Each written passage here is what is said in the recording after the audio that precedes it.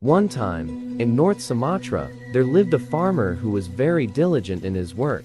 The name is Toba. He lived alone all day long every day. He worked his cattle and fished tirelessly. One day, the Toba went to the river near his house. He intended to fish for his meal. Today, armed with only a hook, bait and fish, he went straight to the river. Once in the river, the farmer immediately threw his hook. While waiting for the hook to be eaten by the fish, the farmer prayed, God, I hope I can fish a lot today. Moments after praying, he threw the hook which seemed to be wobbling. He immediately pulled in the hook. The farmer was very happy, as he caught a very big and beautiful fish.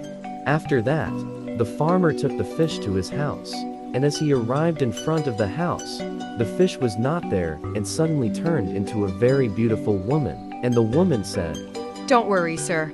I won't hurt you," said the fish. Who are you? Aren't you a fish? Asked the farmer. "I am a princess who was cursed for breaking the rules of the kingdom," the woman replied. "And thank you for freeing me from that curse, and because you have helped me, I am willing to take you as my husband." After heard that, Mr. Toba was very happy and agreed. They then became husband and wife. However, there was a promise that had been made, that the farmer must not tell anyone about the origins of the fish princess.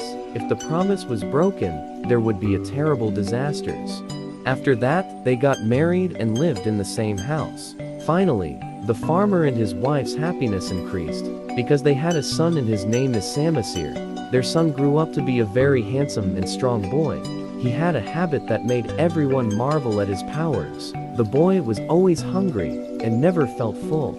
All rations were eaten so quickly that one day, the farmer's son was given the task by his mother to deliver food and drink to the fields where his father worked. But he slightly refused the mother's order, and then he went to deliver his father's food. And with a sense of anger, he was along the way eating all the food that should have been devoured by his father, while the father was waiting for his son's arrival. While enduring thirst and hunger, and not long after, the son arrived at his father's workplace and gave the food container he was holding, and the father opened the food container, but there was no food at all left. Then the father asked his son, Where is the food for me? Said Toba. I ate it, Dad. Why you eat my lunch?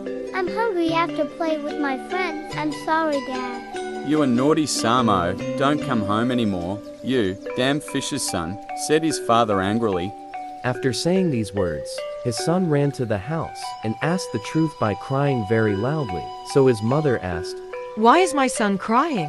And the son told the words that his father had said, and the wife was very sad, not expecting her husband to say these things, and without apology, the wife asked her son to flee to a high hill, and after he got to the highest hill, the son climbed the tree as high as possible, while the mother ran towards.